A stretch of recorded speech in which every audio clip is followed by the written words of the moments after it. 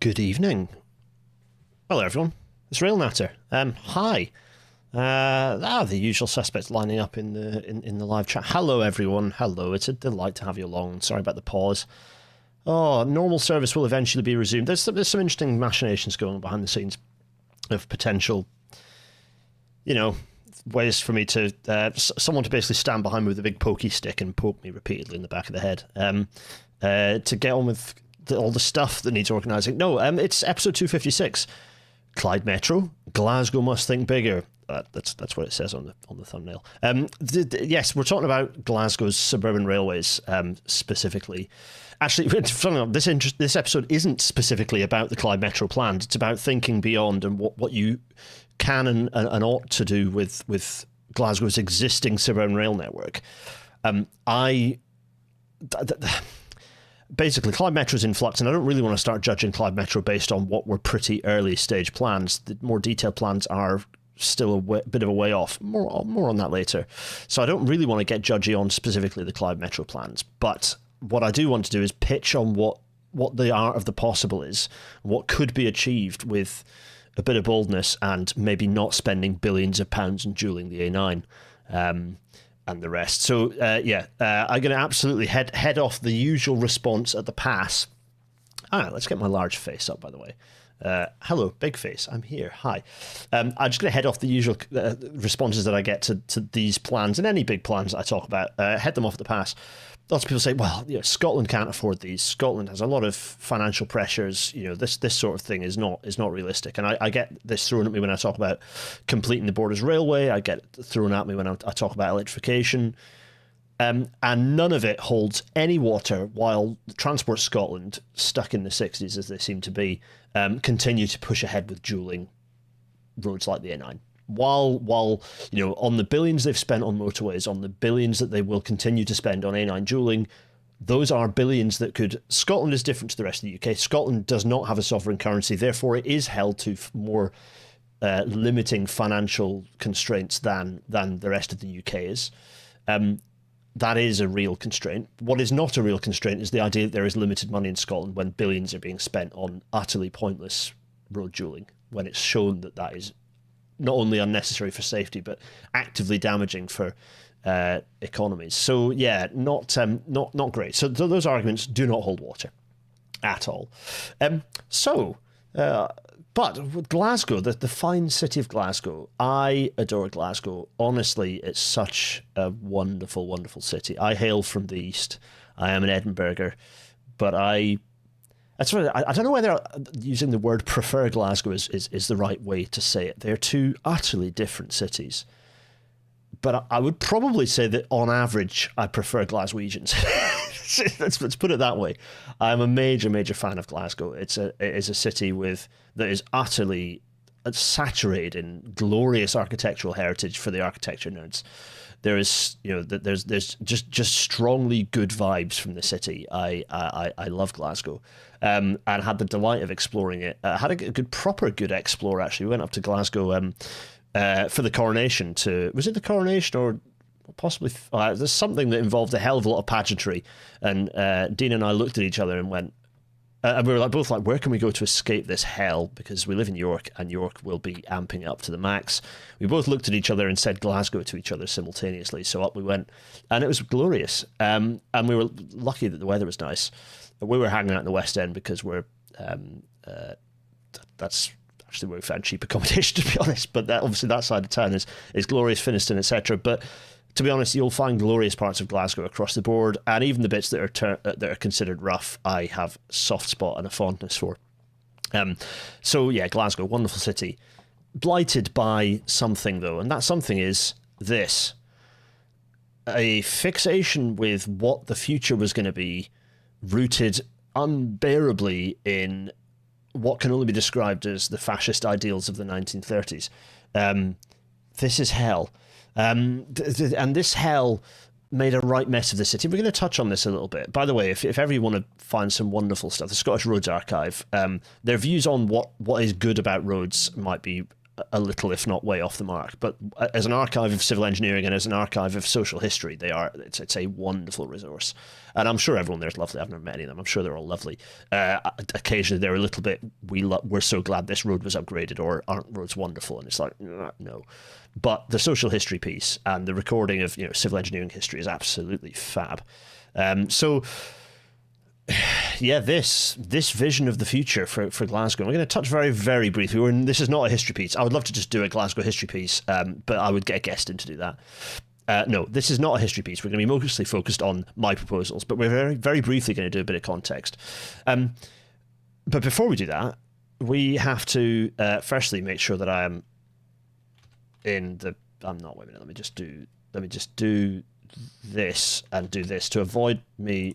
There we go. To avoid me doing the thing that I always do, which is screwing up my slide deck. I'm going to actually be sorted. I've got the pen. We're in a good place. I think my mouse is already shared. So we're in a happy place. We are in a very happy place. Everyone, welcome to tonight's Rail Natter.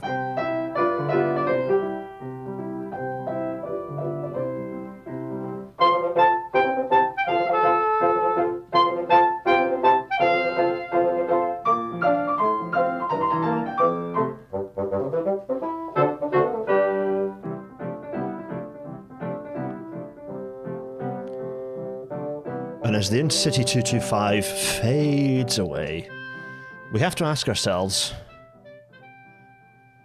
what's Glasgow? What is that? What's the whole thing with that? Well, as I said, this isn't going to be a history piece, but what I am going to do is say, well, Glasgow is it's Scotland's biggest city for starters. It's not a bad place to start. Here it is. Look at it. Big old city, an enormous suburban area. It has the largest suburban rail network outside of London. It is a spectacular bit of urban realm with a huge amount going for it. It is an enormous industrial legacy. It has a spectacular amount of brownfield site. And as a result of that, there's a lot to talk about when it comes to urbanism and mobility as a whole. But there's something else going on here. Well, we're going to let's briefly touch on it, shall we? So let's just hop back to just after the Second World War and ideas about the future. And there were discussions about, well, what do you do with Glasgow? Well, you build you flatten the entirety of the centre of the city. You completely redevelop it with tower blocks and Le Corbusier style chaos, left, right, and centre. You build the city around the car, and it'll be wonderful, and isn't that marvellous and glorious? And this fantastic bit of, again, this is from Scottish Roads Archive, this fantastic bit of artistry shows what the hell that would have looked like. And Christ alive, don't be fooled by the quaintness of this imagery. This is an absolute horror show. And, well, frankly, it got worse because the plans ended up being even more barbaric than this and involved levelling enormous tracts of the city and heritage galore, as well as penning in the centre of the city into a horrifying island surrounded by tarmac, a process that has continued right up to a decade ago with the M74 completion, which was even worse. It was even more egregiously violent towards the city. So, the vandalism of the city, creating what can only be described as a tarmac sort of, it might as well be 100-foot high wall, this hell. Well, this is what it looks like today, actually. This is a picture looking in the opposite direction, but kind of in a not dissimilar location. I think this is me taking this picture. This is what it looks like today. Don't be fooled. This is horrible. This is horrible, unnecessary mess. Just close the M8 and don't worry about doing anything about the traffic that creates. Just close it and half the traffic will evaporate. It's just an awful use of land. Dismal. Just look at that. What a horror show. So this is a problem that Glasgow has been blighted with. Is urban planning that is wrong, just all wrong. Lots of people not just having the fact that lots of people here who have to cross this horror.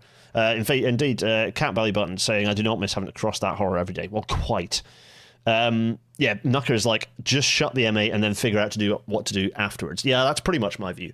ish. I do think that there's an opportunity to create a tram corridor using the M8 as a loop, and then you get a tram loop, because radial, or rather loops around the city, this is something that I don't touch upon enough in my plan, spoiler alert, but the radial connections, the connections that don't involve going to the city centre, are a serious problem in the city, despite its wee subway, which again we'll get to. So that's roads. Roads are a serious challenge, and even the centre of the city, where you have the advantage of a grid pattern city. By the way, Glasgow. Let's jump back to our Google Earth. By the way, you have the advantage of it's one of Britain's only proper cities in the sense of its proper gridiron pattern, which indeed it's the gridiron pattern of Scotland that influenced lots of the rest of the world on gridiron patterns, and the gridiron pattern you have in Glasgow gives you opportunities. You can go full Barcelona and start creating super blocks. Not that anyone has. Again, Glasgow, it's unbelievably wedded to the car. There is so much capacity for that not to be the case. Here's Queen Street, by the way, the north-facing railway terminal, alongside where there was other stations as well. There was an enormous extra railway station up here at Buchanan Street, and then the other station feels not far off. It's down here in Glasgow Central. St Enoch Station, the other major station here, didn't look anything like this. This is a shopping centre that was built where it used to be, but there was a large terminal station here as well, which disappeared off in this direction. That was consolidated into Central. Central processes a huge volume of traffic on an enormously constrained footprint. It's a very narrow station footprint. It's really challenging. But there are obvious things you can do to enhance local capacity, but actually that wouldn't solve many problems, because the issue is the pathing of trains actually is not necessarily a bad thing, that trains come in and out along here. The possibility for segregation, again, we'll get there, folks. There's more to say on this. But Glasgow Central, fantastic and spectacular and very confusing and challenging station on a very tight footprint. The biggest question in the city centre from a railway perspective is probably, where do you put 400 metres worth of high-speed train? Because those are going to have to arrive, whether this government or the next government works it out, we will find out eventually. But 400-metre long trains need to arrive into Glasgow Central. Not 200-metre trains, 400-metre long trains. And those will involve some serious work at Central. So more on that later, though, because I want to talk about other modes of transport. As ever, the thesis with Rail Natter is, despite the name of the podcast, consider mobility in totality. Do chip in your thoughts, by the way. Kerr saying Glasgow City Council is fairly urbanist, and Glasgow City Council, the city centre population is 40% with no car access. Is mostly Transport Scotland. Yeah, exactly. Victoria Moore is saying, besides the horrible pedestrian facilities, do mega cities necessarily require mega roads or consolidated roads as well as railways? No, they don't. You get the public transport right, and you don't need that. You don't need to have the mega ring road outside of the city to deal with the traffic. You can manage that. The conflict with major cities is always the hinterland versus the centre. The centre is quite straightforward to get to break down and reduce car dependency, but the external less so. And as we know, as people are saying with Transport Scotland, and indeed the legislation around roads and what can be done in cities, which is largely, I'm trying to think in terms of the specifics of highway stuff. I do think it is all devolved. I believe anyone who's in the chat can catch me if there's any in terms of traffic management and fines and enforcement and all that sort of side of things. Is that fully devolved as well? Again, if in which case Scotland is just, Holyrood's just deciding to not do anything particularly useful. There's so much more could be done in central Glasgow. So that's kind of in the terms of the transport hierarchy, we start with walking, wheeling, cycling. There is so much more that can be done in the city centre and beyond. There's enormous opportunities. There are also enormous, by the way, development opportunities in brownfield sites, particularly just south of in the horror show that is down here, the old industrial space that's down here. Lots of greenfield, lots of potential for mixed use development that's a better use of that space and lots such a barren wasteland. Lots of land next to the river, not nearly well exploited enough for, again, mixed use kind of developments that harness residential, commercial and light industrial. The river is absolutely Glasgow. By the way, Glasgow's wonderful resource, the Clyde, just a spectacular and wonderful resource that again is underexploited actually in terms of creating those wonderful green corridors. But that's transport hierarchy. Now we're going to work our way down to things like buses and think about buses and what that looks like. Now, let's continue on our odyssey. Buses. Well, it's firstly an unfinished slide. That's hilarious. The usual, really, because buses for Scotland, by the way, I should say, the usual for Scotland. The buses are a shambles in Glasgow. You might find that you've got a good bus service, but it's kind of like very similar to Manchester in the fact that you've got lots of different competing services. And of course, in Scotland, the bus barons are all Scottish, so do battle with them at your peril. My personal view, of course, is that, but of course, that's not legally possible. So what I would say you have to do is, at minimum, start franchising it. Is probably the political roadmap to fully Glaswegian-owned buses. But doing battle with the likes of First and Stagecoach is always going to be politically challenging. Oh, I've just remembered that my miniaturized face isn't up in the top corner. Hello, I've appeared in the top corner. There you go. So yeah, buses. A bit of a mess. There are good bus services in some areas, but the buses do the standard thing you'd expect of competing with each other, therefore having incompatibility of tickets, inconsistencies on all that front. And the other thing is that they not only get in each other's way in terms of congestion, but of course they're competing with road traffic, and therefore bus journey times are really quite poor in substantial parts of Glasgow. Yeah, it's worth saying franchising is on the cards for Glasgow, actually, so that is the right pathway. My preference, of course, would be to go much quicker, much more aggressive, and of course put in the. So yeah, but that's not going to happen at the moment. So fine. In the meantime, franchising, okay. So, does that? Yes, Stagecoach is indeed owned by Suter. Yeah. Yeah, even just basics like the timetables on bus stops being wildly inaccurate since at least 2016. Thanks, Cat Belly Buttons. Yeah. Hello to all the Glaswegians in the chat, by the way. In fact, you know what? Let's very briefly just are you a Ouija? Start poll. That's there we go. Let's get that going. Just so we know how many Glaswegians we've got joining us. They say franchising is going to take 9 years. What? Do it in 6 months, or you're a coward. It's as simple as that. Just push it on them. My God, 9 years franchising. Oh my goodness. Good grief. Painful. Unity, I've seen you chat in the Discord. I will send the KMLs. I know you're right to keep prodding me. This is the place to do it. Yeah.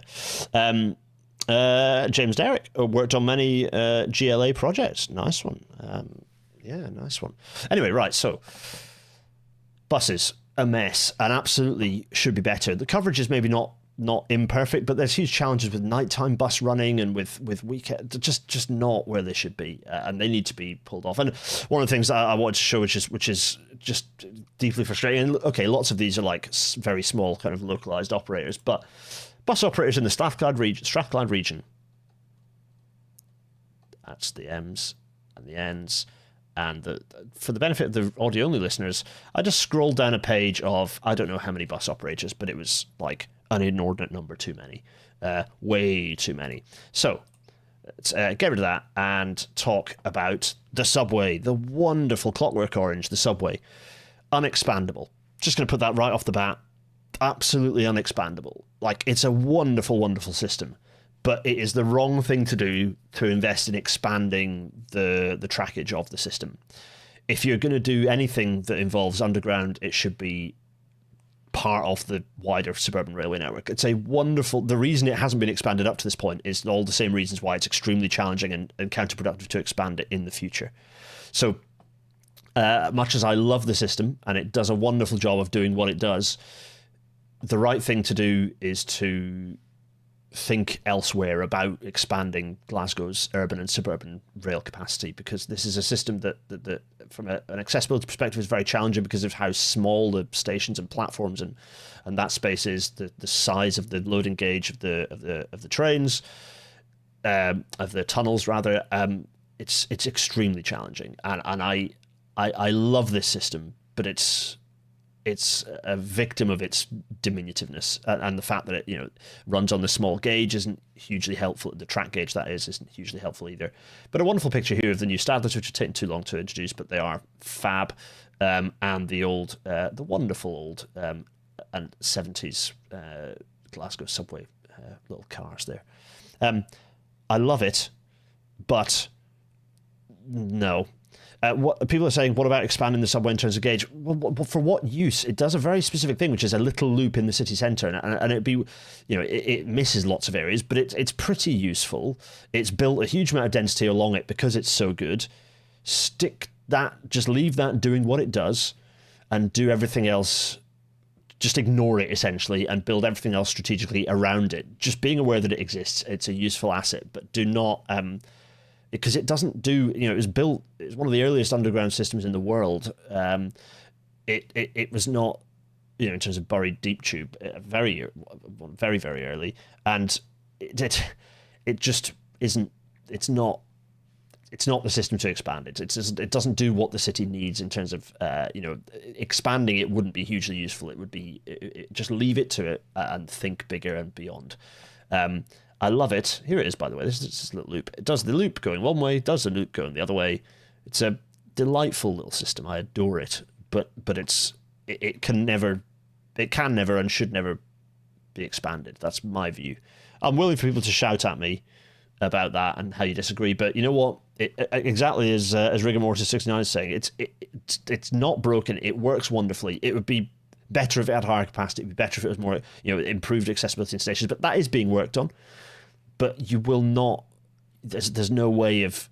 I just don't see a practical and sensible way. The money you'd invest in this, you should be investing in the suburban rail network that has the potential to provide a much greater hit in capacity beyond the sort of city centre core.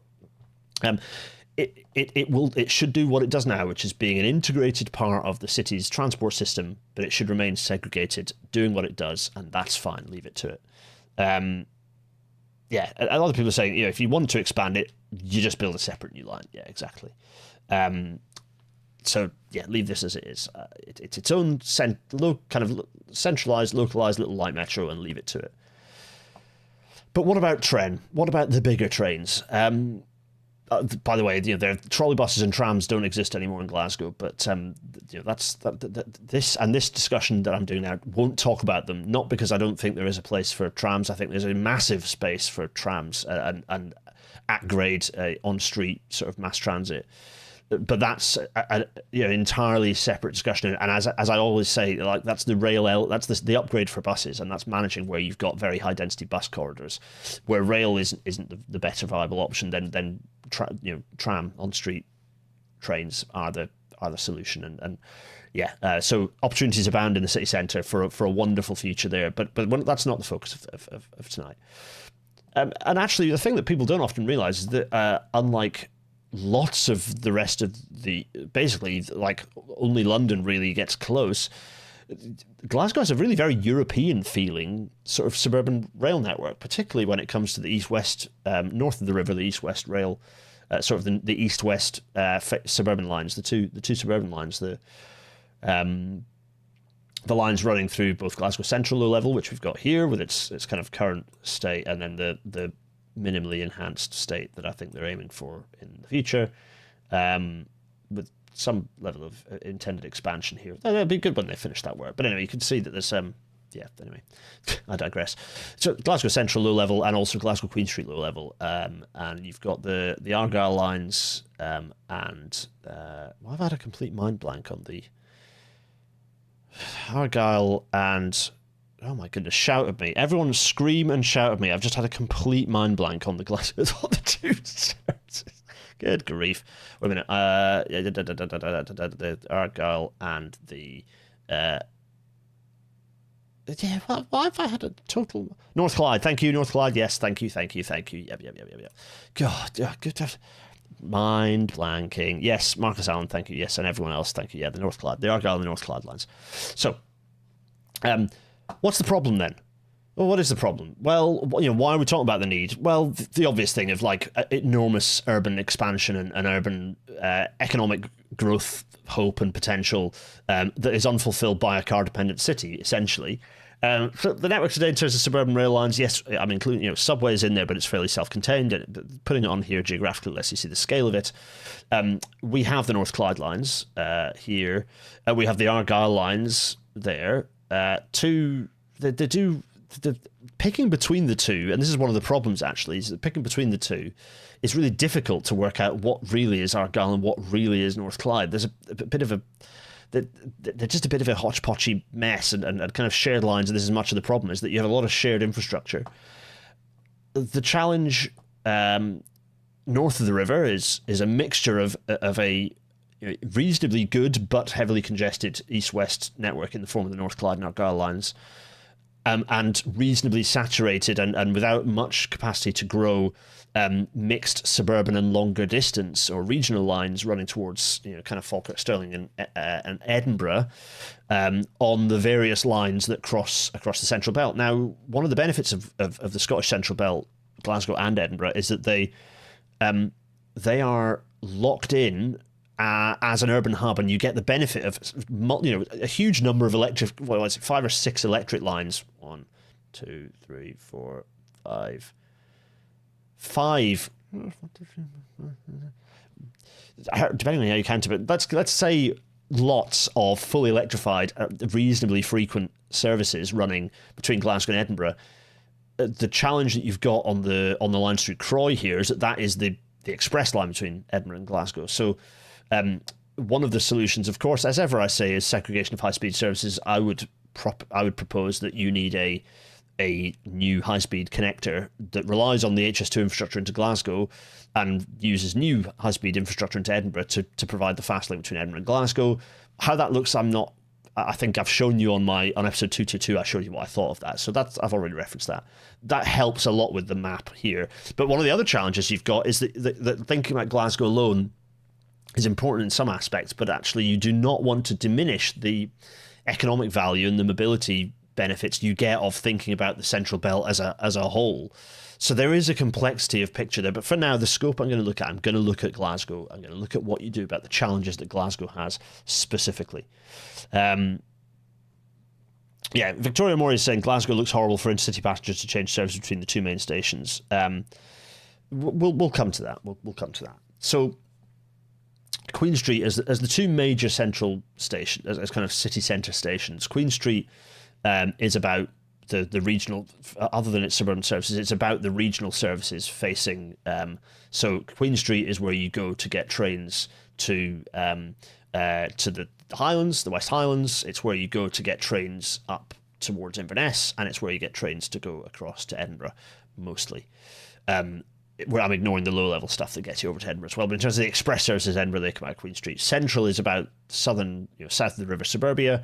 It's then also about southwest Scotland, and also it's the top of the West Coast Main Line. So it's the main intercity connection to Northern England, the Midlands, and London, and the rest.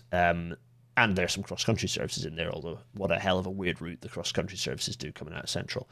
So that's kind of those are the two stations. They have their have their specific purposes. Connecting the intercity services through there has a lot less value than connecting suburban services through it. We will get there. In terms of the challenges, well, some of the challenges here are on on crowding. Let's kind of point that out. So the issues you have in crowding at Queen Street and Central, low level, you have extreme crowding on the approaches through those stations, particularly. There are serious pressures between Partick and Hindland in terms of track capacity. In terms of Glasgow Central and the suburban services coming to Glasgow Central, it's an incredibly busy suburban station, and it has intense overcrowding challenges on the lines coming out towards Paisley, to the west, and then south towards Cathcart, Motherwell, and the kind of the loop, the Cathcart loop services as well. Basically, serious, as you can see, much dark red, serious challenges. And how those kind of manifest on a map that we're going to come back to is that you have... that's weird. Have I lost my... I think I might have Oh, it's fine. I think that's fine. Challenges, yeah, the map's gone a bit, sorry everyone, the map's gone a bit weird. That's because I've been copy and pasted between different, that's fine, you get the picture. The challenges in terms of capacity are serious pressures at, areas without rail connections are kind of, no, this is fine, this is right, sorry. So the yellow are key challenges on the network, of which we're going to go through all of these in turn. So we have we're going to go through the yellow ones first, which are key challenges broadly with in Glasgow's suburban rail network, and we'll explain why it's important to fix the suburban rail network in a second. But these are some of the key challenges, kind of summarised. So the first one is that there are no River Clyde crossings west of the city centre. That is a major problem. It's not good enough. That's a serious constraint on people moving around the city. Next one is there is a severe network capacity, a kind of a severe constraint on the Partick to Hindland bottleneck. That's a major problem. The next is high level platform capacity in Glasgow Central. That is a severe constraint. There are not enough platforms to do any kind of expansion of services. It's a major problem.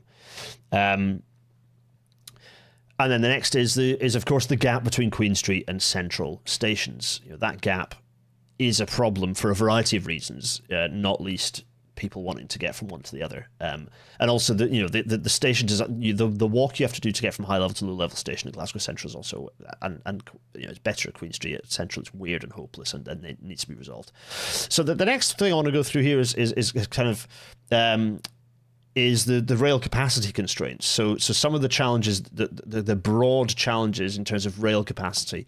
So one of the major ones is conflict with the West Coast Main Line and kind of any capacity on the existing West Coast Main Line. HS2 will resolve none of that at this point, of course. But if we start moving into the world of episode 222, where you have a segregated high-speed line into Glasgow, that will be helped somewhat.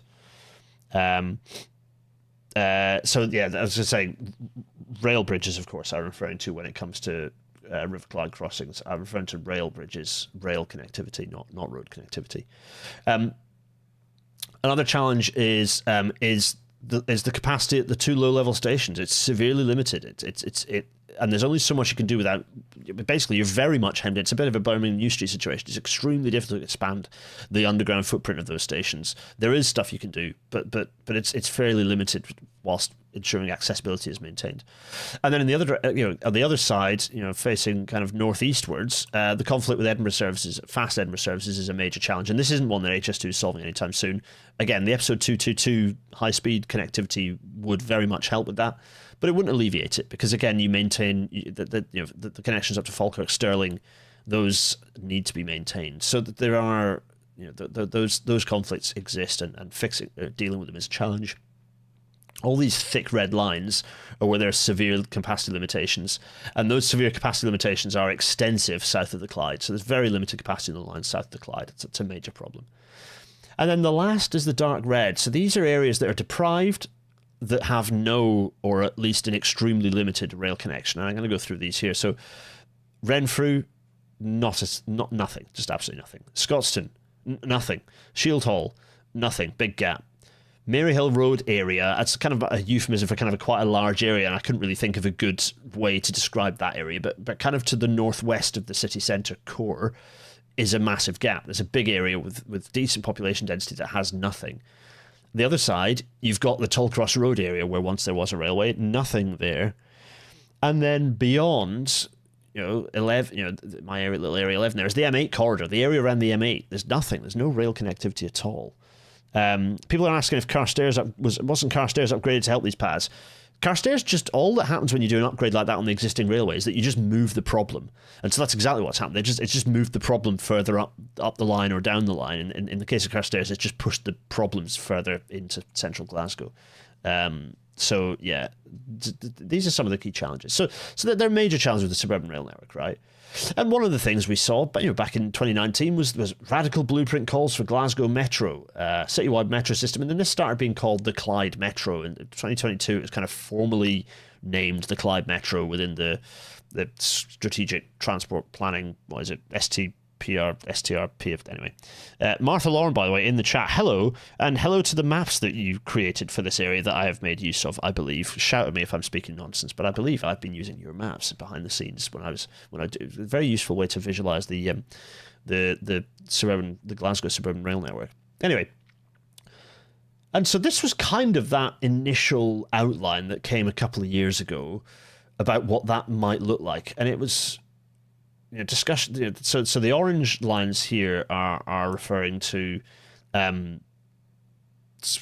converting rail to heavy metro, whatever that means. Heavy metro extensions here, and then.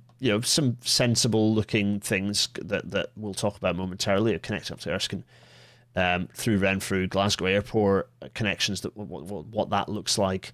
Connectivity referred to in kind of the Maryhill Road area that I was talking about a minute ago as well. And then there's this light metro stuff as well that they're talking about. That it's not entirely clear what that is, but it's likely that that's trams for the most part. Nice. 69% are not Ouija's. That's a decent whack of Ouija's, though. Hello to the Glaswegians out there. Hi. I should have got Nova. I should have got Nova on as a guest for this one, shouldn't I? Got November on. Anyway, there you go. So this was the map, and this.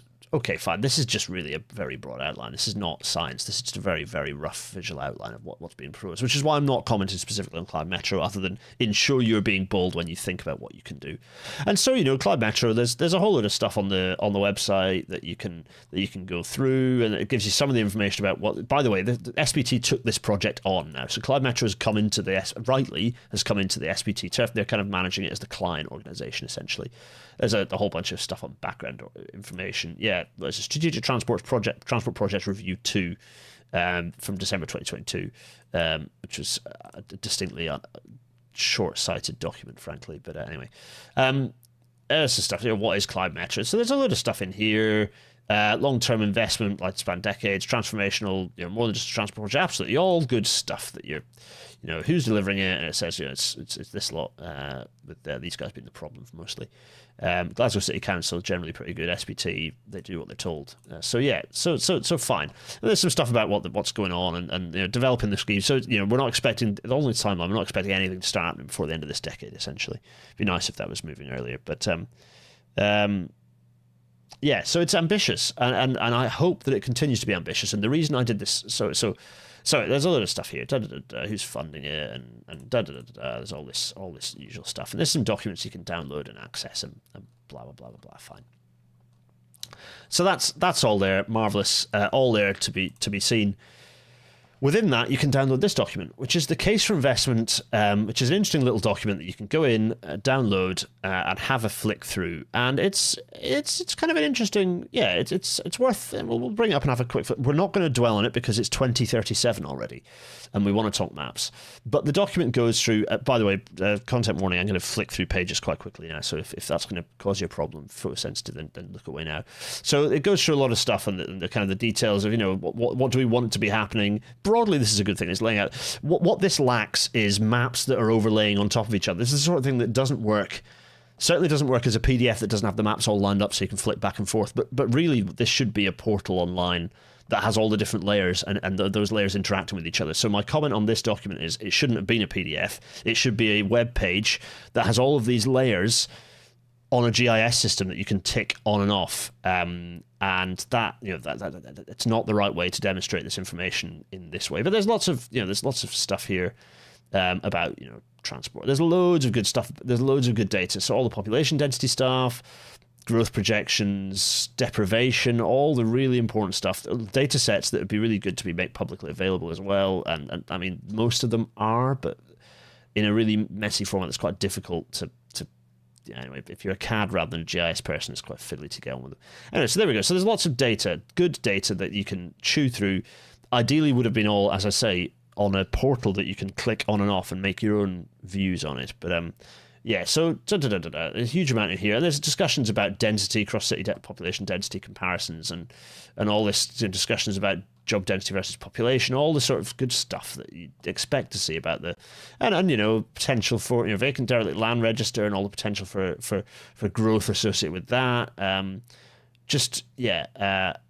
a lot of a very important and interesting story painted. The challenges with buses, the density of bus service, but challenges associated with that, and blah blah blah. And it's your usual isochrones explaining accessibility distances, and lots of very good stuff that's stuff to do with car dependency, congestion on the road network, the stuff we've been talking about the rail network here, kind of laid out in terms of capacity and performance and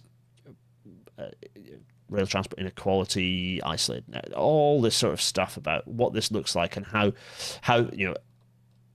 if I projects proposed as part of the city deal, lots of things, painfully a lot of it's road stuff, all good stuff, all kind of dumped into one place. As I say, a lot of detailed information that should be in a GIS system, not in a PDF. But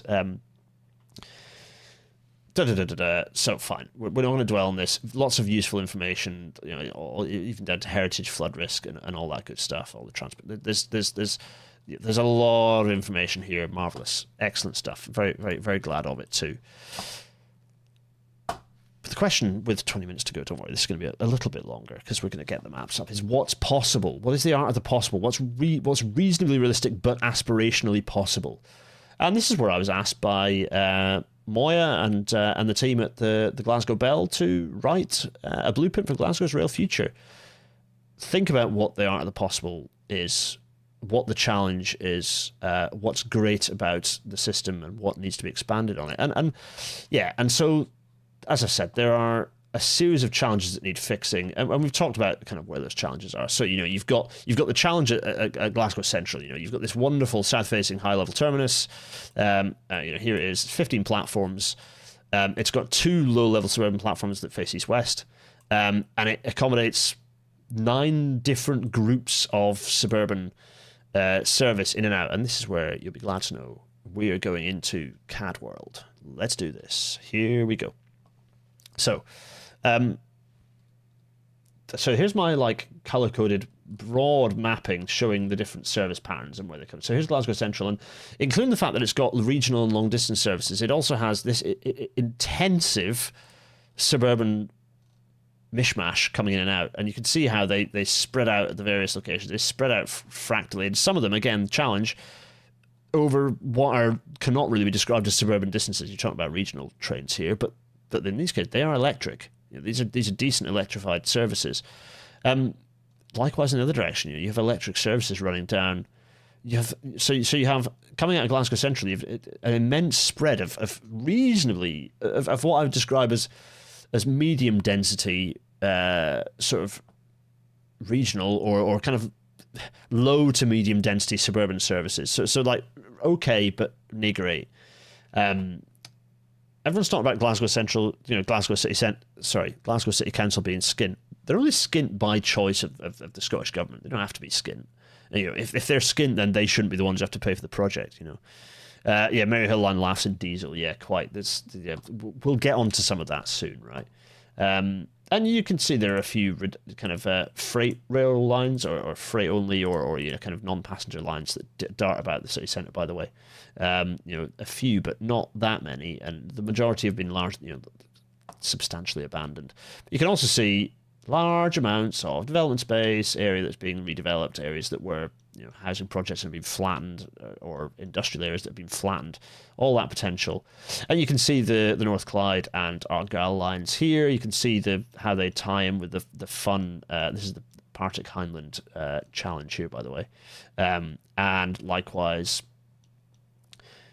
and you can see there's the low-level lines going through Glasgow Central and the low-level lines going through Queen Street, and whizzing off in the opposite directions outwards. And so you can see, and then also you've got the sort of nominal services that run out of Queen Street, either on the Maryhill line, which is nothing despite being a very, absolutely should be 10-minute, if not more frequent service, and is not. And then you've got the longer distance stuff that can't have more frequent trains or stations even, because of the mixture of longer distance services that's challenging to operate. And also I've curtailed these a little bit, but these lines very much continue over as suburban lines basically into Glasgow. I've picked a location to split them nominally based on density of usage. And kind of, if you like, how high up you are, because you go over there's basically you go over the spine of Scotland here a little bit, or the spine of southern Scotland as you cross over from Glasgow to Edinburgh. It's kind of like moorland, but so that's kind of nominally how I've split it. There's no particular science to it, and I do have the service run down to Carstairs here because it does. So that's the existing network and kind of how it smooshes together, and the challenge that you've got at Central is, firstly, the capacity of the station and the lines approaching it have been reached. The trains are already overcrowded. This is, we've reached the capacity. We've reached the maximum number of paths that you can get into Central. It's done, and it's only going to worsen as intercity rail travel continues to grow, which it is doing so. You might feel like it's a bad joke for me to be talking about enhancing long distance services, given that Westminster has largely cancelled High Speed 2. Holyrood never seemed too interested in plugging the gap south of the border with England anyway. But the need for Glasgow Central to accommodate longer, more frequent high-speed trains is an absolute inevitability that must be planned for when considering how to get the best out of suburban public transport. It has to be planned for. High-speed services into Glasgow from the south it'll happen, and they will necessitate a major reconstruction of Glasgow Central's platforms and track layout. I don't think there is a better alternative than making that happen in Glasgow Central. I don't think it's right to attempt to repurpose the shopping centre or whatever. It doesn't work. I've tried making the geometry work. I've tried to see if you can do it. You can't. 400 metres, you need to basically repurpose the high level station at Central. You need to extend platforms across the river to get the 400 metres. That's how you end up doing it. There are benefits to doing this though. So, extending the new platforms across the Clyde gives you the opportunity to build a new station entrance south of the river. So that's a massive benefit to the high-speed services. You can basically create high-speed, you can create inherent capacity by building the ability for people to get across the river and have a station entrance to Glasgow Central south of the river. That's going to be immensely useful. You can improve accessibility. You get to widen the reach of the footprint of the station in terms of the isochrones of foot access. But doing that will absorb a significant percentage of station capacity for south-facing suburban services, just at the point where those are extremely in demand. So this is this is a key challenge. What are the other challenges? So east-west Elba route. Let's think about east-west. Serious challenge. These are less chronic, frankly, but the capacity pressures on the east-west lines, North Clyde and Argyll lines, are a major problem. Passenger overcrowding in low-level station complexes at Queen Street, and particularly Central, actually, is absolutely acute at peak times, and it's essentially the limit on running more trains. It's the passenger overcrowding in the station complexes rather than the trains themselves necessarily. And the two-track section over here, don't be fooled by my 4 lines. That's just me showing the service patterns. That's a two-track railway that is immensely densely used. It's a very densely used bit of railway line. It's a major bottleneck on the British rail network, let alone the Scottish or Glaswegian rail network. It carries 16 trains an hour. It cannot accommodate more trains without major upgrades or an enormous drop in reliability.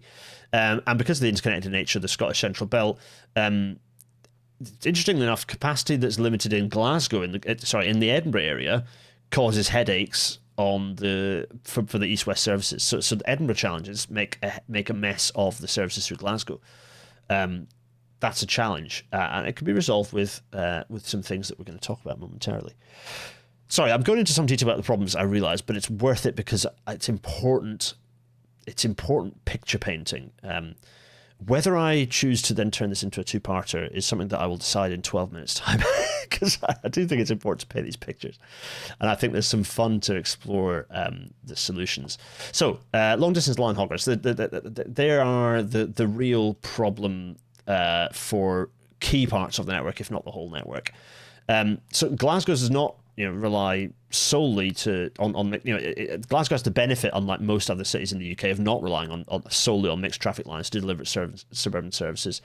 However, the stations along the West Coast Main Line are extremely busy, and the West Coast Main Line, rightly speed critical for improving. It's not.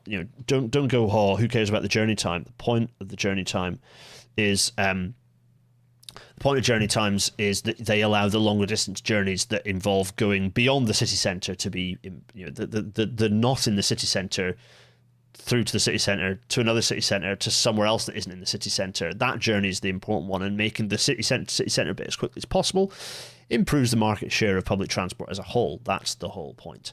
So, that means that you basically can't run the number of local services through like places like Motherwell that we ought to be, frankly. It's a problem.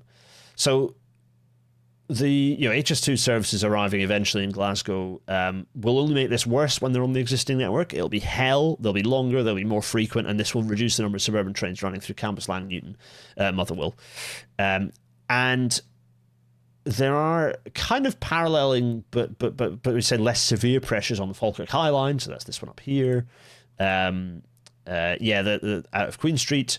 It is, for anyone who doesn't know, this is the premier fast link between Glasgow and Edinburgh currently, and yes, this should be done. We do need a high speed line doing that job, connecting the centre of Glasgow and the centre of Edinburgh, via the airport of choice for Scotland, which is over here. Sorry, Glasgow, but the right place to put the airport the right airport to retain is Edinburgh, because it's better accessible for the whole of Scotland. Glasgow Airport ain't. More on that in the future, I think. I've got some writing to do on that subject. Anyway, those express services, again, are curtailing capacity and indeed the ability to open additional stations along that corridor. So that's a major problem.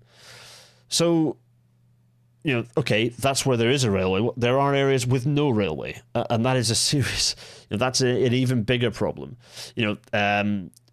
Tollcross Road in the east over, let's go to Tollcross Road, which is over this area over here.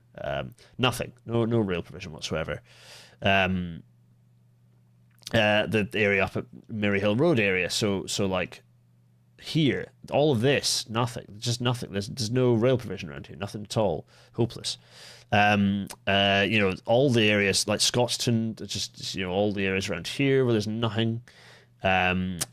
Shield Hall, Renfrew, further out as well. Absolutely, this is a large area and nothing. Erskine as well, nothing. Just enormous areas without any rail provision whatsoever. And massive development areas, including the airport, which eventually won't be an airport, but will be a massive area for potential development on Brownfield. Perfect place to put development if you want to do so. So rail connections, very much worthwhile for that. Even if it isn't the airport long term, which I don't think it should be. So yeah, lots of and there are also major, very, very dense road and bus corridors that exist, not least the motorways, that have no parallel railway. So it's a problem. And the other thing, of course, is you ask any good city planner or urbanist worth their salt what the best thing to do when you've got a city with a river in it, and their response will always be, you can never build enough bridges. Build more bridges. Bridge. Glasgow's opened 7 new crossings over the Clyde since the millennium, and none of those are rail. The last rail crossing built across the Clyde in Glasgow was in 1905. That's crap. So there are 3 rail crossings east of Central Station, and they are way outside of the urban core. Those rail crossings, they're miles away. In terms of west of Central Station, only the subway crosses the Clyde. That's it. There is nothing in terms of rail connectivity over the Clyde west of Central Station. That's hopeless. So this is just a massive limitation on people's ability to move across the city, and it also puts additional pressure on the city centre transport by squeezing more people through Central Station. So that it's compounding the challenges, serious compounding of the challenges there. So yeah, what else? We've already talked about the fact the bus system is not really a system at all. Competing private operators benefiting only from extremely light coordination from the council. Buses are extremely popular, but congestion means they're slow, they're unreliable, fares aren't unified, and the buses are focused on corridors that compete with rail too, because that's what happens when you have an uncoordinated public transport system. So the rail corridors are being competed with by buses, and whilst buses on rail corridors isn't a bad idea because the bus can join the dots where you have less frequent stations, in the city centre core that isn't a useful way to make use of land. So yeah, problems. So, you know, Clyde Metro being delivered and developed, but they need to be bold. And I'm going to start with the first thing. So right, okay, so 2054. This is the bit where I've been edging you all, where you're all going, oh, here we are for the maps, here we are for the maps. I don't want to rush this, so I'm going to do another little vote. I know you all want the stuff now, and you want a super long episode, but actually I would rather give this the... I've spilled coffee all over my elbow. Do we push the maps bit to a part 2? Question mark. There we are. Let's see what you think while I mop coffee off my elbow. What do you think? Because I don't want to rush it. I'm happy to... I'm absolutely happy to do a bit of it now, but it'd be a bit of a rush, whereas I would quite like to do, like, to concentrate on talking about this and get your thoughts in a bit more of a gentle pace rather than me going, God, this is extending. Owen Stevenson is saying, an issue needing solved, unfortunately, is that west of Central, rail crossings will have a significant minimum height restriction or must be able to open. Shipbuilding is still present. Owen, there's this thing called under the ground. You're right, Owen. I'm not dismissing your point. It's absolutely a spot-on point. But I would say go down. Don't go up, go down. Victoria Mori earlier, you asked me this earlier, I did spot it. With poor urban development, are trams and buses the future of British cities? No. Should high-speed services end at Glasgow and Edinburgh? I'm in two minds about that, because both no and yes. I don't know. I think possibly yes, but also it kind of depends. I'm not strongly wedded to terminating in Edinburgh and Glasgow. Running up to Aberdeen and Inverness isn't necessarily a crazy idea, but equally, I think it depends what you do. I think the key challenge is the key challenge is what you should start with what you do in the urban areas first, actually, and grow from there. So what did I ask? Do we push the map bits to a part 2? And 70% saying yes. That's not a bad idea, is it? That's not a bad idea to do that, because I think we can then give them the space need, but that's not going to stop me giving you a little sneak preview. So let's switch off all the 2025 stuff, and let's switch on some 2050 stuff, so you start seeing what we're talking about here. There we go, and a bit of that, and a bit of that, and a bit of that, and a bit of that, and there we go. So, and here's what's that there? Oh, sorry, that's that's text. Yeah, okay, I don't need the text. Can be switched off. Yeah, fine. And here, what is one I made earlier? Here's what you can have, and we're going to talk in detail about this, what it is, why it is, and what the point of it all is. Well, next week, actually, which means I change my... I have to go into my slide deck and change this, which is... Oh, wait a minute, let's do this. Copy. I can literally do it now. Going to prepare this. It means the plans for the other episode, which I will tell you anyway, will be put on...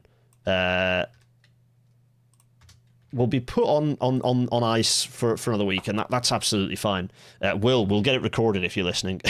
So there we go. KML sharing, hopefully. Yes, I need to go in and I've got the CAD open, so I can do the KML export now, which is probably the thing you want. So right, let me get rid of that and get OBS back up, so I can say, I hope that's all right, but I think that's the right thing to do, is to give you all a bit of breathing space. TBM might need some sharpening for the rock. Yes, geologically, it's there's some fun to be had, but the subway did it, and we can too. So, on which note, with this exciting thing behind us, and the potential future, which I'll say here, which is, by the way, a thing I'm calling Clyde Link, and then the North Clyde line and the Argyll line, but being made less messy. I'm gonna, in fact, I'm gonna go large face while I get my enormous face up while I whiz through this, and then we can talk about what the what the next thing is. So we're going to pause it. We're going to push this out to next week because it's the right thing to do. I want to do that. I think that I want to sit and enjoy it and make a delight of the mappy bit. I hope that's okay. I think the preamble is still useful. Okay. So everyone's agreeing. 73% are saying let's push this to part 2 and breathe. Victoria's saying, sorry, I mean the inevitable future of local travel being badly designed tram and bus networks. I hope not, Victoria. It's a reasonable question. I hope I wasn't dismissive. It's a fair highlighting point. But it's, Cat Belly Buttons is saying, anyone interested in buses, look up Get Glasgow Moving and Better Buses for Strathclyde. They're doing meetings at the moment. Yeah, absolutely. Yeah, thanks for raising that. Yeah. So look out for local organising on that front. Unions are pretty good at, Acorn. Does Acorn have a Glasgow presence, by the way?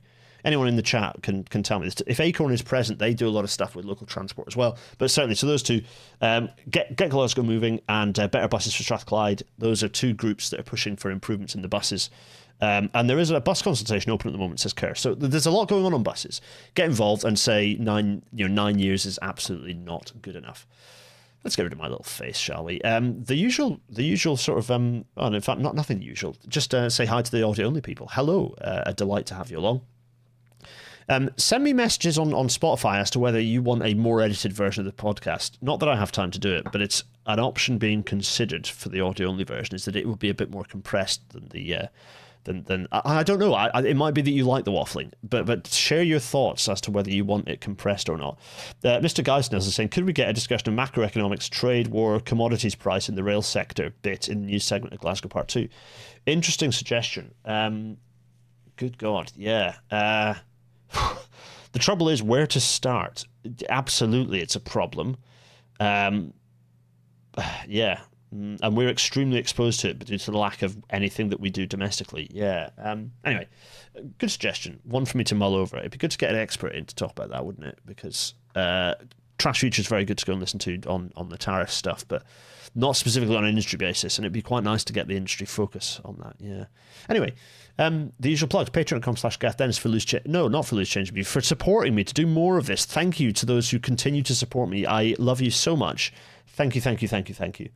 GarethDennis.co.uk/merch for the merchandise, of which new stuff will be along sooner than you think. PayPal.me/GarethDennis for loose change reviews, and GarethDennis.co.uk/Discord. GarethDennis.co.uk/Discord for the chat continuing ad infinitum. Always at me. If you, that's fine. The worst I'm going to do is ignore inadvertently and then forget to reply, in which case at me again. That's fine. Do that. I'm always keen for that. It's what makes RailNatter work, with the fact that it's just me, some guy on the stream chatting to you all, is that I have this interaction with you all, that it's happening live. It's a podcast recorded live with all of you in it. That's unique and wonderful, and that's not going to change.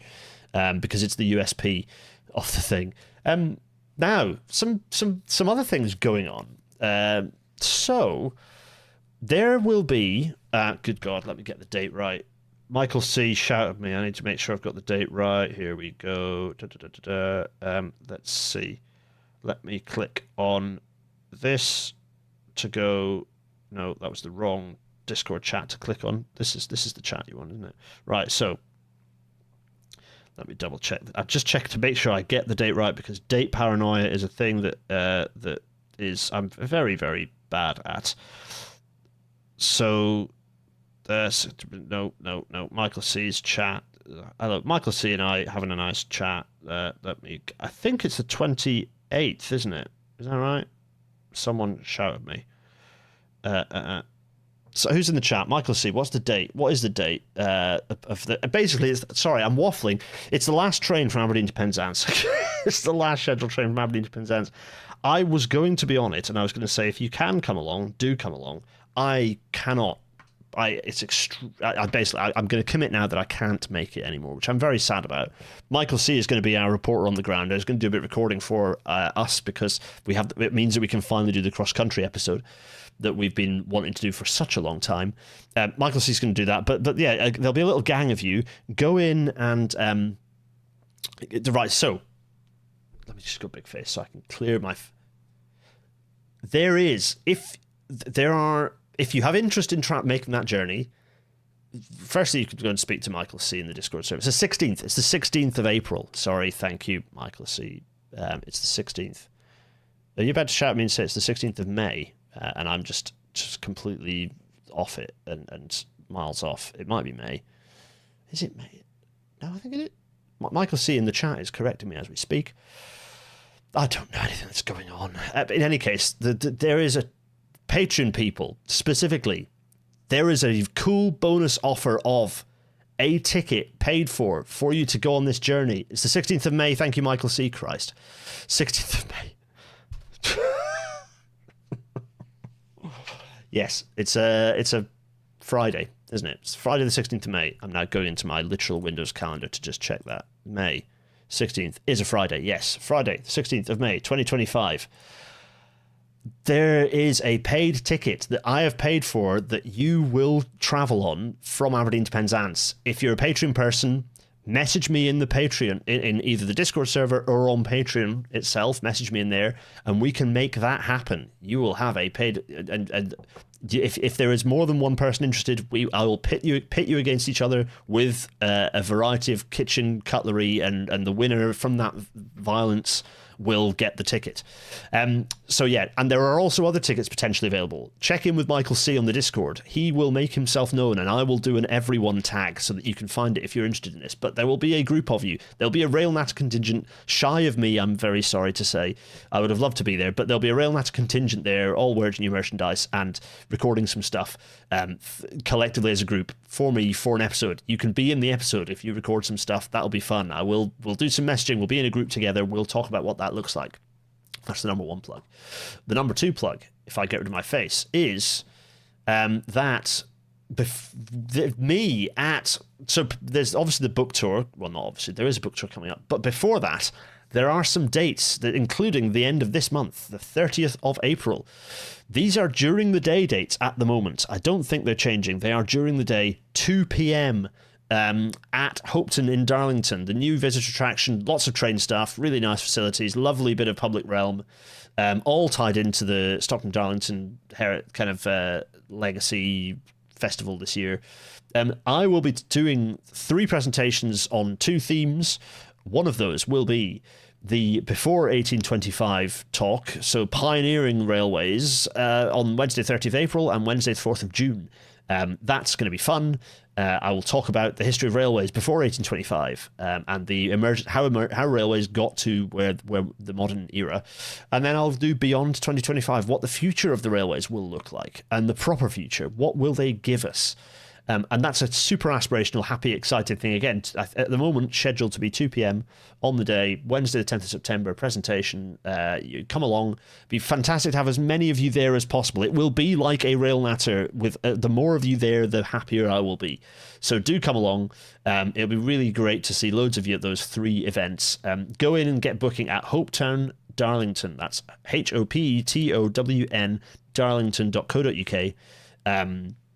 Where you can get tickets to those events. Go in and book that up. Head to Darlow, go to Darlow, and you can book that and come and see me talking about railways before 1825 and after 2025. I went a bit smoggy there, but anyway, that's fine. So that is going to be a delight. I'm looking forward to that.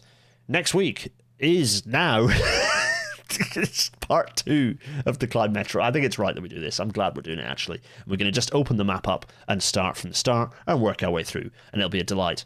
I'm going to give you a double whammy tease, which is, I think, probably the week after 258 will end up being maps and data and how best to use them, which will have Will Deakin joining us, and we'll be delighted about that. That will be probably a pre-record.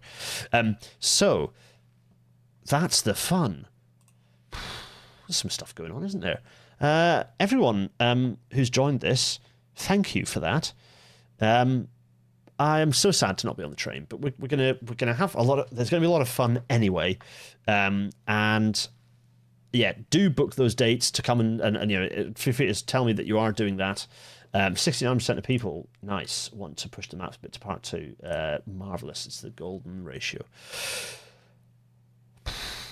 I will see all of you next week for part 2, where we actually do the maps, and I don't dither and delay and tease you all. No, more content, more maps. It's only a good thing. Everyone, thank you so much for your patience, and I will see you next week. Cheerio! Cheerio!